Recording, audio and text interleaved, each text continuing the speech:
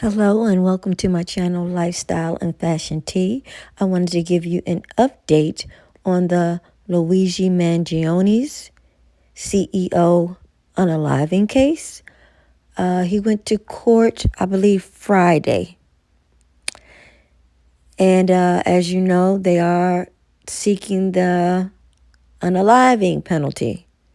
But for some reason, this man it's like he's got fans. And for some odd reason, his lawyer believes he shouldn't be shackled. He shouldn't have the bullet vest on. She thinks all this is ridiculous. And also there's a docuseries coming out, and that has also made her upset because the actor who is, I guess, supposed to be portraying him doesn't sound like him or any of this. I don't know. But don't they have a documentary on Diddy? Luigi Mangione, the Gilman accused of killing United We see Diddy coming out in shackles, was set to be back in court tomorrow, and he hasn't killed anybody. It appears that So, has been postponed. Meantime, I don't know. You guys listen. Why? Put your comments in the comment section. Let me know how you're feeling about Luigi Mangione. The Gilman graduate has become a bit of a social media hero.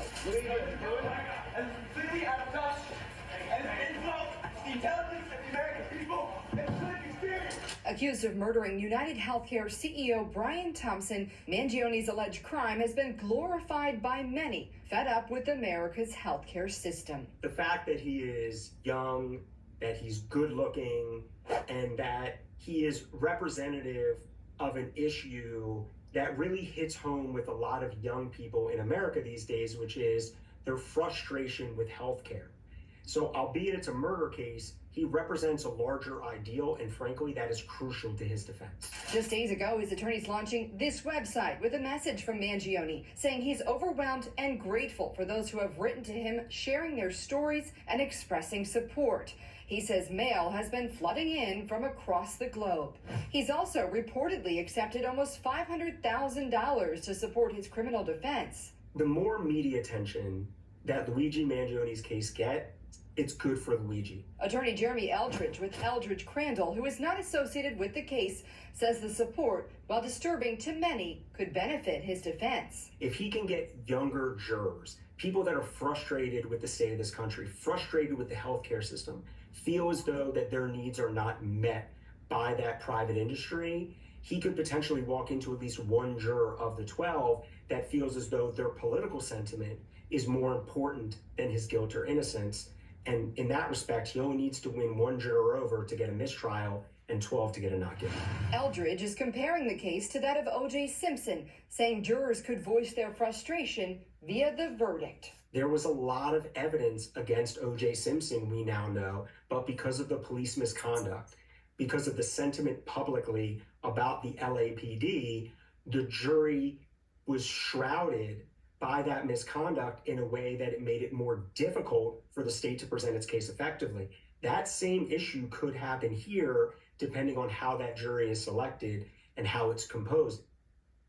A set court appearance for Monday in Pennsylvania, where Mangione was arrested, that's been canceled to give his attorneys more time to file pretrial motions. We'll keep you updated with Mangione's legal proceedings on air and on the Fox. December, prosecutors laid out evidence, and the judge gave the defense until April to respond. The 26-year-old's legal team says he's not being treated fairly. He's in shackles. He was wearing a vest today. Some looked like I don't even know what it looked like, but a very serious vest with his legs shackled and his arms shackled. Crowdsourcing has generated more than $500,000 for Mangione's legal fees, and protesters demonstrated again Friday. The case has cracked open broader frustration with the American healthcare system. Luigi Mangione had one deliberate intention in an alleged attempt, even though he is still innocent until proven guilty. But the message is still clear, and that's that we need healthcare reform.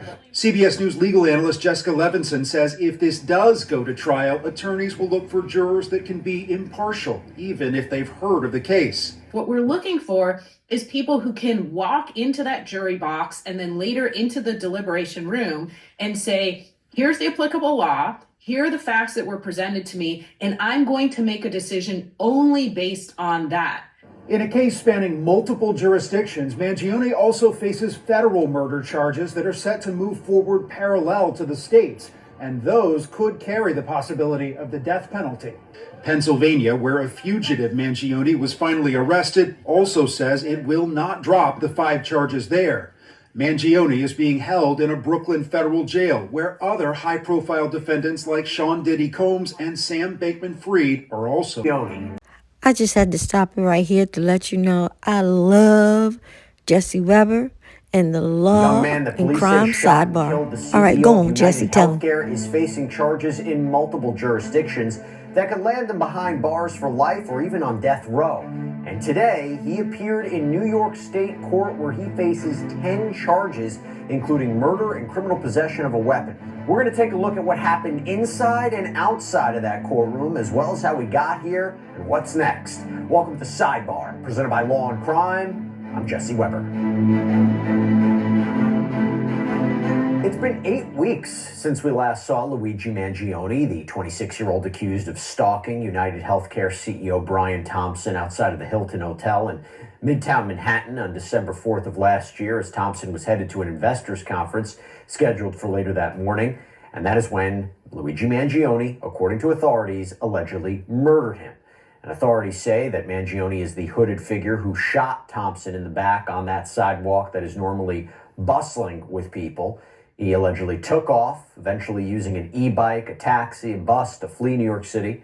Shortly after the killing, the NYPD released surveillance images of a man believed to be the shooter. The police released images that were captured inside of a Starbucks. He was seen with a mask on, obscuring his face. Presuming it's the same person, he was also captured without the mask on, smiling in surveillance from the hostel he was reportedly staying at. And then there are other images from outside the crime scene, allegedly showing a man carrying a concealed firearm, acting suspiciously. We have another image of the suspect captured from inside a cab where he can once again be seen wearing a mask over his face. And Luigi Mangione was arrested in Pennsylvania at a McDonald's, of all places, out in Altoona after a week-long manhunt. Although it's kind of mixed reporting on that, our understanding it was an employee who reported that this man seen on all the wanted posters and dominating news headlines was in the restaurant. Not sure the involvement of a customer there, but once Mangione was captured, that's when police found some interesting things, like a ghost gun and journal entries that apparently he had with him. And if you read through these writings, it seemingly points to an anger at the healthcare industry, talking about how they're uncaring and corrupt. Now, this is a story that shocked the country. It led to some very interesting discourse, as well as an intense interest in Mangione's background. And in fact, Law and Crime Productions just released a documentary called Who is Luigi Mangione on Investigation Discovery. You can actually stream it right now on Max. And it digs into his life, the apparent detour that he took from valedictorian at an elite private school to now accused killer. And by the way, it seems that that documentary has just been brought up in court for Mangione's most recent court appearance today. I'll get into that in a second. So, Mangione has been locked up in the Metropolitan Detention Center out in Brooklyn since his arrest, the MDC. That's where also Sean Combs is currently being housed. It was quite the scene. He was escorted by what looked like an army of police officers. Even Mayor Eric Adams was there, all taking him to the courthouse.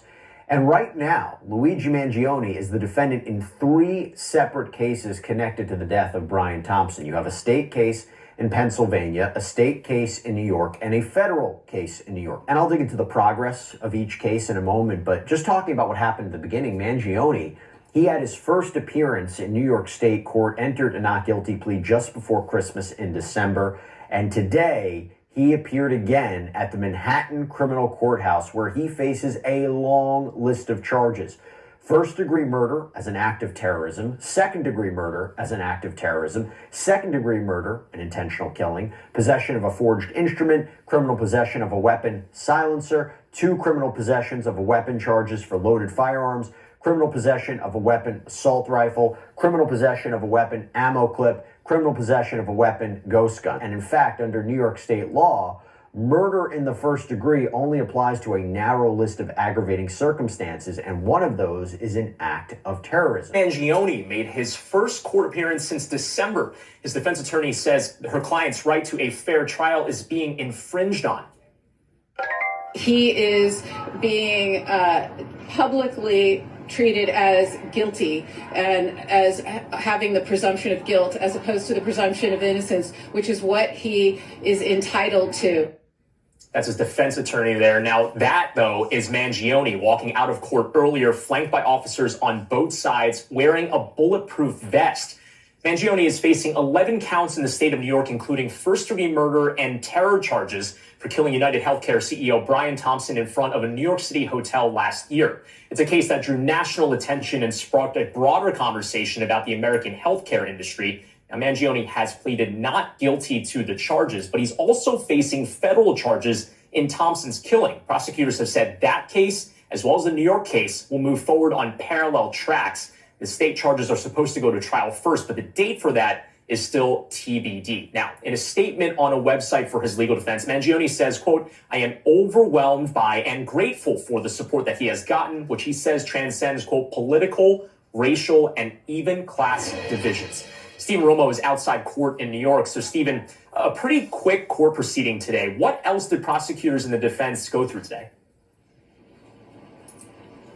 Yeah, Brian, it was quick, which was not a surprise. This was a status conference where the different parties basically giving an update on where things stand in the case. Now, Mangione's attorney, Karen Agnifilo, did spend quite a bit of time talking about what she has not received in the case. She acknowledged that the discovery process has started, but said she still does not have any of the police paperwork in this case. She expressed some frustration there. And she also pointed out that Mangione is being prosecuted for the same event in 3 different areas. We have the Pennsylvania area where he was picked up by police 5 days after that shooting happened. Of course, the murder charges in New York and the federal prosecution that is also happening. Agnifilo also saying that she's upset that prosecutors apparently shared evidence with an actor playing Luigi for a sort of docudrama series before giving that evidence to the defense team. Here's more of what she had to say.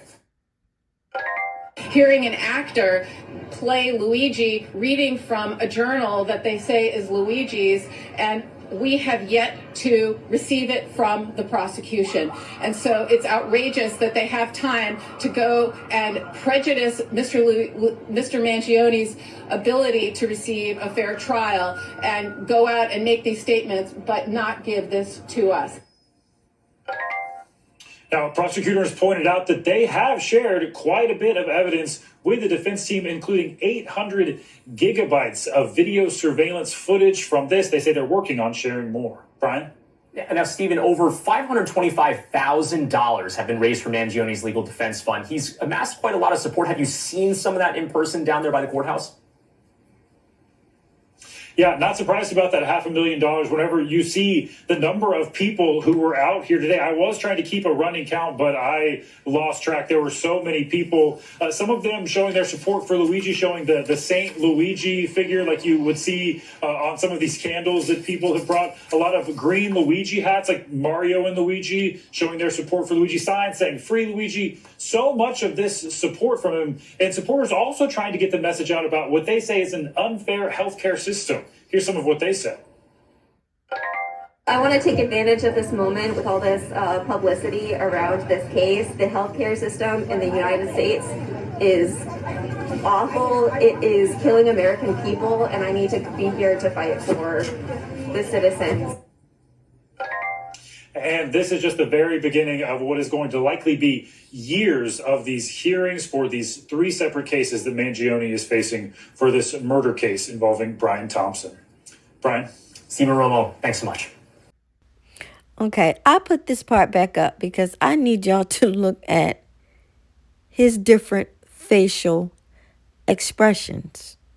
Look at hers. He looks like he ain't worried about nothing. He just looked like he's not worried about nothing. Look, and he like, nigga, what? He He looking at like who was he looking at? And she really believes this nut should not be shackled. Okay, well, if he should not be shackled, then unshackle Diddy.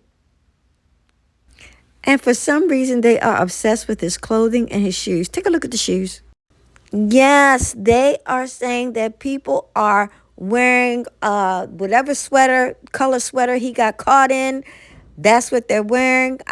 I don't know. And the shoes, the Italian loafers. He was rich. And remember, the grandmother left a will, but she said if any of y'all want to act a fool just because she gone, y'all ain't getting nothing. So you're not getting no money, so you're going to need that GoFundMe. Okay, I'm going to calm down because y'all know how I get. Y'all know how I get. The shoes. Y'all, please like, share, and subscribe. Thank you.